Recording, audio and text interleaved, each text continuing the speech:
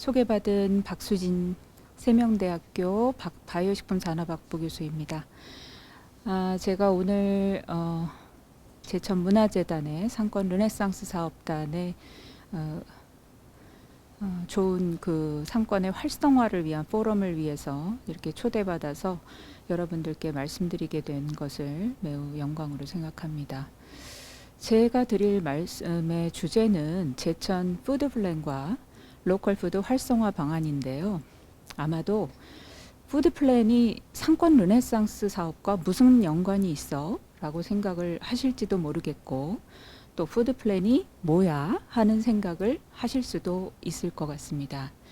또 로컬 푸드라는 말, 어렵지는 않지만 로컬 푸드 운동이라는 게 뭘까? 또 제천 시민들을 대상으로 제가 이 사업을 제천시와 함께 진행을 하면서 알게 된 시민들의 푸드플랜과 로컬 푸드에 대한 인식, 그리고 이용 현황에 대한 연구 결과를 간단히 말씀드리면서 우리 제천의 전통시장을 살리는 데에 있어서 상인 여러분들도 제천시에서 또는 국가 차원에서 진행하고 있는 푸드플랜이라고 하는 개념과 지향점에 대해서 좀 아시면 또 나름의 새로운 아이디어들을 찾을 수 있지 않을까 하는 생각을 하게 되었습니다. 그래서 바로 이러한 푸드플랜이나 로컬 푸드를 활용해서 내가 지금 하고 있는 업에서 어떻게 활용할 것인가 하는 생각을 한번 해보시면 어떨까 하는 마음으로 진행을 하도록 하겠습니다. 다음이요. 자, 여러분들은 푸드 플랜이라고 하게 되면 푸드는 식품이고 플랜은 계획을 한다는 얘긴데 푸드 플랜이 뭐야 하실 거예요.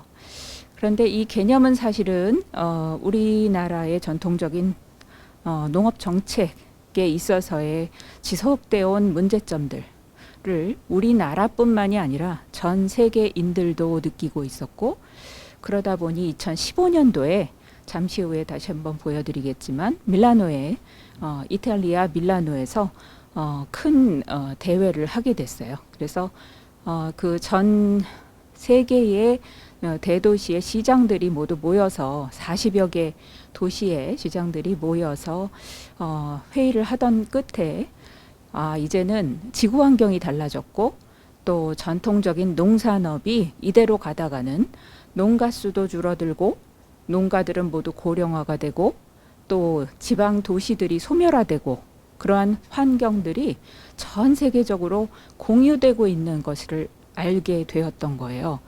그래서 푸드 플랜이라고 하는 뭔가 획기적인 차원의 개념을 가지고 우리가 새로운 농정 또 우리의 그 식량 정책들을 좀 바꿔야 되지 않느냐는 생각을 하게 되었던 겁니다. 다음이요. 그래서 푸드 플랜을 또 하게 된 배경에는 과거에 우리가 보다 많은 수확을 위해서 거대 기업화된 이런 그 식량을 생산하는 그런 농가, 그리고 규모화된, 그래서 일어나는 이제 토지의 수탈이라든가 단작화된다든가 너무 지나치게 생산이 돼서 가격이 폭락하고 또 그로 인해서 폐기되는 그러한 식량들 때문에 환경 문제가 발생하고 하는 것들이 발생하면서 2007년도부터 식량 안보 위기라고 하는 것들이 인식이 되기 시작했고, 그래서 이제는 가족농, 그리고 소농, 그리고 소규모 농민, 그 다음에 종자를 보존하고 시장을 보호하고 보다 지속 가능성이 있는 농정으로 바뀌어야겠다라고 하는 관점으로 전 세계의 여러 도시들이 참여하고 있고 또 여러 국가 정상들이 합의하에 이러한 2015년도 밀라노에서 Urban Food Policy Pact라고 하는 것들을 주장하게 되었던 거죠. 그래서 푸드 플랜이 지금까지 이 사이트에 가보시면 저기 세계 지도에 저렇게 찍혀 있는 것처럼요. 맵을 만들었어요. 그래서 참여하고 있는 도시라든가 국가라든가. 그래서 우리나라에서는요, 전라북도의 완주군이 처음으로 그 2018년도에 그 일자리 그런 생성에 있어서 우수한 그런 도시로 그 호명이 되기도 했었습니다. 그래서 지역 푸드 플랜의 구축 현황을 보면 이게 크게는 지역의 그 상황들이 모두 다르잖아요. 그러다 보니까 지자체의 현황에 따라서 광역형도 있고 도시형도 있고 농촌형도 있고 또는 도시와 농촌이 함께 상존하는 그런 복합형도 있습니다. 그래서 지금까지 상당히 많은 광역 도시 자체에서 또는 뭐 농촌형으로 청양군이나 해남군처럼 또 복합형으로 춘천시나 완주군이나 상주시나 나주시처럼 이렇게 많은 도시들이 지역의 푸드 플랜을 수립을 했어요. 그래서 제천시도 사실은 한 3년 전부터 시작을 해서 지금 2번에 걸친 이런 지역 푸드 플랜 수립 과정을 갖다가 준비하고 있었습니다. 그러다가 올해에 다시 한번 재도약을 위해서 제천시가 그 시에서의 이제 큰 그 푸드 플랜이라고 하는 차원을 다시금 시작을 하게 돼서 곧 내년에 그러한 그 푸드 플랜 수립의 그 연구 과정을 바탕으로 해서 국가에 다시 한번 어떤 도전을 하는 그런 과정으로 지역의 그 농정과 시의 정책들을 바탕으로 해서 푸드 플랜을 수립하는 그런 과정에 있습니다. 다음이요. 그래서 지역 푸드 플랜이라고 하는 거는요. 바로 그 지자체에서 건강한 먹거리에 사회적으로 공급하고 이용하는 거, 그 다음에 지역 생산을 해서 지역에서 소비를 하다 보면 그것이 바로 로컬 푸드인데요. 이 지역에서 생산한 것을 지역에서 소비하다 보면 어떨까요? 훨씬 더 가까운 거리에서 그 생산된 것을 먹을 수 있기 때문에 훨씬 소비자들이 인식하기에 신선하다라고 느끼고 또 누가 생산했는지 아는 그러한 그 생산자 이력이 있기 때문에 굉장히 믿고 먹을 수 있다라고 하는 신뢰 차원, 또 안전하다라고 하는 차원, 이런 것들 때문에 상당히 긍정적으로 인식이 되고 있습니다.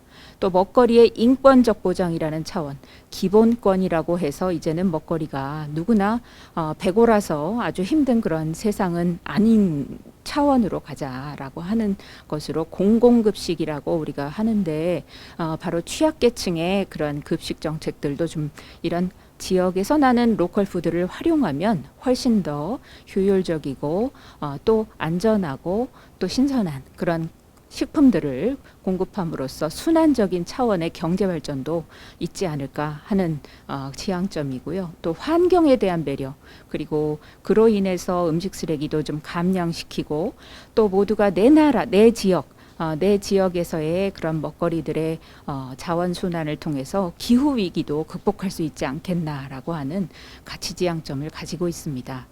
그래서 제천시의 푸드 플랜은요, 바로 먹거리를 기본제로 인식을 바꾸고 또 도시와 농촌에 상생하는 그런 새로운 농정 전략이 필요하다는 차원에서 먹거리를 보장하고 먹거리 공동체를 실현하며 먹거리 정책 공공성을 강화하고 푸드 플랜의 거버넌스라는 말이 어려워서 그렇지 협의를 해 나간다는 얘기입니다. 그래서 과거에 이제 행정은 따로 또 시민들은 따로 이런 게 아니라 시민들이 주체가 돼서 여러 가지 느끼고 있는 문제점들을 제기하고 또 행정은 그것을 어떻게 문제 해결을 할까를 고민해서 서로가 합의점을 만들어서 문제 해결을 해가는, 그래서 주체적이고 자주적인 그런 푸드 플랜을 활성화하는 것을 목적으로 하고 있습니다. 그래서 제천시의 푸드 플랜을 수립해서 우리 시민들의 먹거리 기본권을 보장하고 지속 가능한 먹거리의 선순환 체계를 구축하는 것을 궁극적인 목적으로 삼고 있습니다. 그래서 제가 일단 시민 여러분들이 푸드 플랜이나 로컬 푸드에 대해서 알고 계신지, 또 어떻게 생각하고 계신지, 또 어떻게 이용하고 계신지 한번 조사를 해봤어요. 그래서 제천시에서 먹거리 생산자들, 소비자들, 전문가들 대상으로 총 560명을 대상으로 조사했고요. 지난 여름에 여러분들도 참여하신 분들이 계실지 모르겠습니다. 그래서 제천의 로컬 푸드 농산물 직거래 장터에서도 우리 이제 연구원이 저렇게 조사도 했고요. 넘겨주시면 이렇게 대면과 또 넘겨주시면 비대면 설문조사를 통해서 이루어졌습니다. 지금 코로나 상황이라서 조사가 쉽지는 않았지만 또 제천 시민 여러분들이 나름 또 적극적으로 참여해 주셔서 성황리에 조사가 잘 맞춰졌어요. 그래서 다음이요. 그 결과를 잠깐 말씀드리면 이거는 시민 여러분의 소비자 차원에서의 먹거리 이용 현황과 푸드 플랜 및 로컬 푸드에 대한 인식에 대한 결과인데요. 표본 크기는 253명이었습니다. 다음이요. 그래서 이거는 일반적으로 이제 여성 여러분들이 많이 응답을 해주셨고요. 연령대는 40, 50대 또 60대 여러분들도 꽤 되셨고요. 20대 여러분들도 있었어요. 그래서 제천 시내 거주자가 주로 많았지만 가족 수는 4명 정도가 가장 많더라고요. 다음이요. 그래서 직업으로 볼 때는 사무종사자 뭐 이런 기타 등등의 일반 사항들을 알 수 있었고 월 평균 가구 소득 나와 있는 것처럼 200에서 399만 원 정도 소비하는 분들이 가장 많았고요. 다음이요. 농축산물 구입 비용 같은 경우를 보니까 우리가 한 달에 21만 원에서 30만 원가량 또는 11만 원에서 20만 원가량 이렇게 응답하신 분이 가장 많았어요. 그래서 농축산물 1회당 평균 구입 비용을 장 보실 때 어느 정도 하시나 보니까 4, 5만 원 정도, 2, 3만 원 정도 또는 6, 7만 원 정도 이런 정도로 정규 분포를 했습니다. 그래서 제천시의 소비자가 평소 농산물을 구입하기 위해서 장 보는 횟수를 보니까 주 1, 2회 정도 말씀하셨고 축산물도 비슷했고요. 다음이요. 시민응답자들이 평소에 농축산물 구입할 때 우선 무엇을 고려하나 보니까 역시 신선도라고 하는 차원을 가장 많이 응답하셨어요. 그리고 원산지 또 가격 이런 부분들 또 가격 대비 품질 이런 부분들을 응답하셨고요. 다음이요. 그래서 시민들이 우리 농산물을 구입하기 위해서 주로 이용하는 장소를 보니까 대형마트가 역시 가장 많고 전통시장 같은 경우에는 다시요. 그 대형마트에 비해서는 당연히 적었죠. 또 로컬푸드 직매장을 활용하는 경우들도 있었어요. 다음이요. 그래서 농산물을 주로 왜 거기서 구입하시는지 여쭤보니까 일단은 편리하다는 점이 가장 컸고요. 그리고 품질이 좋다 또는 가깝다. 그리고 상품이 다양하다. 그리고 가격이 저렴하다 정도의 5가지 이유가 주요했습니다. 다음이요. 그래서 응답자 여러분들에게 제천 시민들이 과연 로컬 푸드 알고 계신가 여쭤봤더니 69.16% 정도가 긍정적으로 알고 계시다 이렇게 말씀하셨고요. 다음이요. 또 직매장이 있는 것을 아시는 분이 생각보다 적었어요. 그래서 95% 여러분들도 아마 제천시에 로컬 푸드 직매장이 있다는 거 모르고 계신 분들도 많을 것 같습니다. 근데 직매장 어떻게 알고 있나 보니까 원래 알고 있었다. 그러니까 아름아름 지역이기 때문에 그렇게 아는 경우도 있지만 매장이 가깝다거나 지인의 권유로 이렇게 가봤다. 이렇게 답변을 하셨고요. 다음이요. 직매장을 얼마나 자주 이용하나 보니까 역시 뭐 아까 시장 보는 횟수나 크게 다르지 않았습니다. 다음이요. 그래서 왜 이용하나 보니까 일단 첫 번째가 신선도라는 응답을 하셨어요. 그리고 지역 생산품을 소비하는 즐거움에 대한 언급도 하셔서 여러분들이 지역에 대한 사랑을 알 수 있었고 또 가격 대비 품질 또 적당한 가격 이런 응답들이 있었습니다. 또 한편 이용하지 않는 이유를 여쭤봤더니 상품 종류가 다양하지 않다. 또 매장 가기가 일단 불편하다라고 하는 불편함에 대한 호소가 상당히 많았어요. 다음이요. 그래서 시민들이 로컬 푸드 직매장을 어떻게 개선했으면 좋겠습니까 했을 때는 다양한 상품이 있었으면 좋겠다. 역시 다양성에 대한 응답이 가장 컸고 그 다음에 접근성을 개선해 줬으면 좋겠다. 그런 응답이 있었습니다. 그래서 시민 여러분들은 일단 제천산 먹거리에 대한 구입 의향을 여쭤봤을 때 95% 정도가 굉장히 긍정적으로 응답하셔서 제천산 먹거리를 선호한다라고 하는 것을 알 수 있었고요. 또 시민응답자들이 로컬푸드 운동이라고 하는 것을 어떻게 정의하고 있는지 여쭤봤더니 지역에서 생산된 먹거리를 해당 지역에서 소비해서 환경도 보존하고 소비자와 지역 생산자가 모두 지속가능한 삶을 도모하는 것이다. 이렇게 응답하는 응답률이 높았어요. 그리고 시민 여러분들은 취약계층이나 급식에, 즉 학교 급식이라든가 보육 급식이라든가 뭐 단체 급식을 얘기하는데요. 기관에 이런 로컬 푸드 공급을 확대하는 것에 대해서 상당히 긍정적으로 생각을 하고 계셨고요. 또 어린이나 학교 급식에도 친환경 먹거리를 도입하는 것에 대해서 또 확대하는 것에 대해서 매우 긍정적이셨습니다. 그래서 제천 시민 여러분들이 로컬 푸드에 대해서 상당히 긍정적이고 공공급식 활용에 대해서 상당히 필요하다는 그런 필요성에 대한 인식이 크다라고 하는 것을 말씀드릴 수 있고요. 다음이요.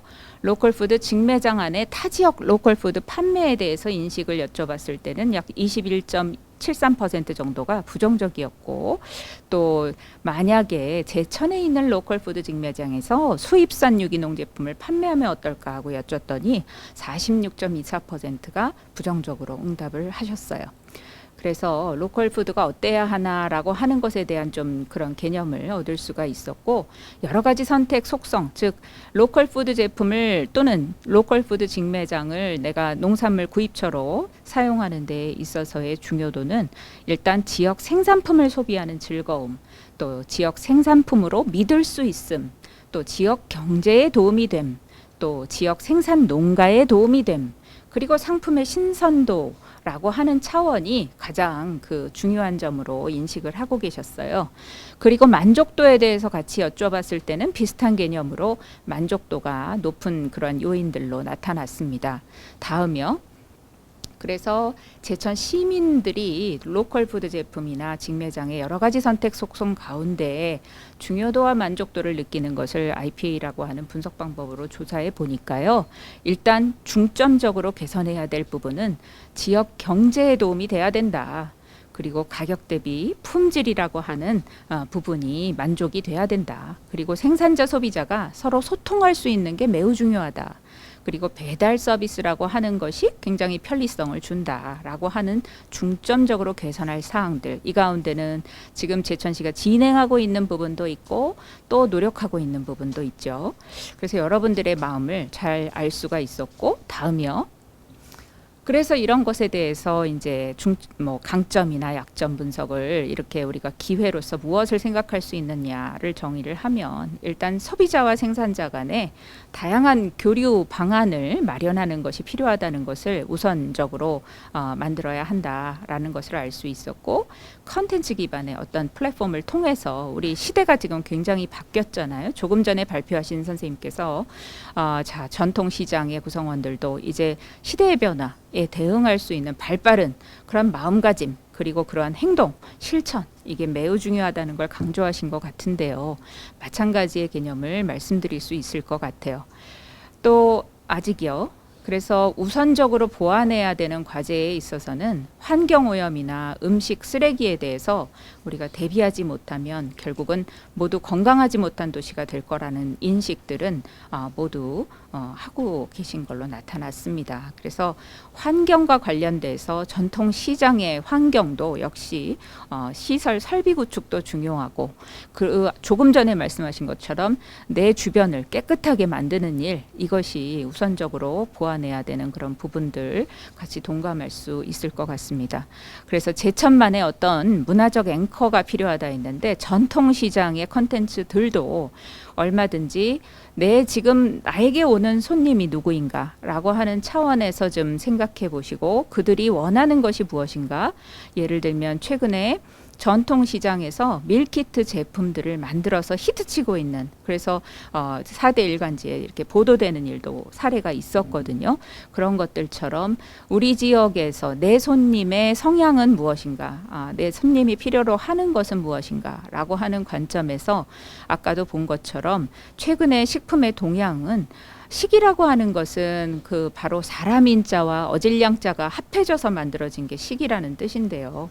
바로 그 식이라고 하는 것을 사람들이 자기가 간편하게, 편리하게, 그리고 또 뭐 당연히 맛과 영양, 건강이라고 하는 차원은 늘 생각하지만 어떻게 하면 내가 내 소비자가 원하는 부분을 잘 해소해 줄 수 있을 것인가 하는 차원의 생각으로 전통 시장의 변화도 굉장히 필요하다라고 생각을 합니다. 그래서 지역의 경쟁력, 결국 전통 시장이 살아야 그 지역의 어떤 문화적인 그 앵커가 될 수 있다라고 생각을 하거든요. 여러 가지 해외 사례에서도 지금 뭐 최근에 그 전통 시장의 문제점들은 전 세계적으로 인식을 하고 있는 부분인데, 그것이 조금 전에 말씀하신 것처럼 자생, 뭐 재생, 상생하는 그러한 차원에 있어서 하드웨어가 바뀌어서 되는 경우도 있지만, 무엇보다 중요한 것은 우리들의 마음가짐. 그래서 어떻게 하면 우리가 살아남을 것인가 하는 차원에 정말 생존을 건 그런 수준에서의 그런 변화라고 하는 인식을 좀 해야 할 것 같습니다. 다음이요. 그래서 시민 응답자들도 역시 푸드 플랜에 대해서 이제 여쭤봤을 때는 국가 먹거리 종합 전략이라고 하는 것에 대하거나 지역 푸드 플랜에 대해서 잘은 모르세요. 하지만 이러한 그 관점은 우리가 지금 장기적으로 가고 있는 부분들이기 때문에 상인 여러분들도 아시고, 이것은 뭐 우리가 다 함께 진행하고 합의점이 이루어졌을 때 나에게 직접적으로 영향을 줄 수 있는 부분이니까, 여러분들도 국가 차원의 이런 먹거리 종합 전략이라는 게 있고 지역에서 푸드 플랜을 수립하고 있다라고 하는 것을 이 기회를 들어서 알아주시면 감사하겠습니다. 다음이요. 이 부분에 있어서는 이제 여러 가지 먹거리 이슈들이 있는데 소비자 관점에서 어떤 것을 중요하게 생각을 하느냐라고 했을 때 시민 여러분들이 응답을 하신 건데요. 제천 시민들이 인식하고 있는 것은 일단 지역 먹거리를 쉽게 구할 수 있는가라고 하는 부분에 굉장히 강점을 두셨어요.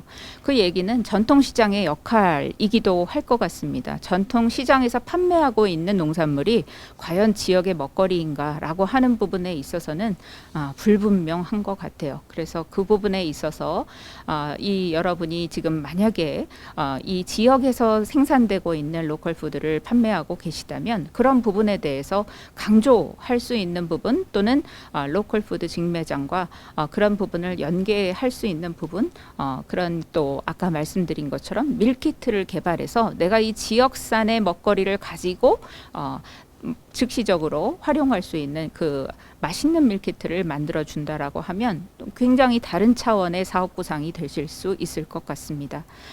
그래서 로컬 푸드는 일단 위생이나 안전성에서 굉장히 중요하다라고 인식을 하고 계셨고, 또 식문화 가치를 보존한다는 차원, 그래서 우리 제천시가 자연 치유 도시를 표방하고 있잖아요.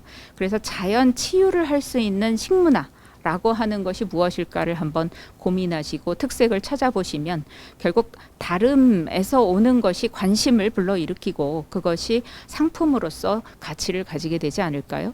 그래서 관광 자원을 유치해야 되는 게 우리 전통 시장의 굉장히 중요한 또 임무이기도 하고, 그런 관점에서 이런 자료들을 활용하실 수 있을 것 같습니다.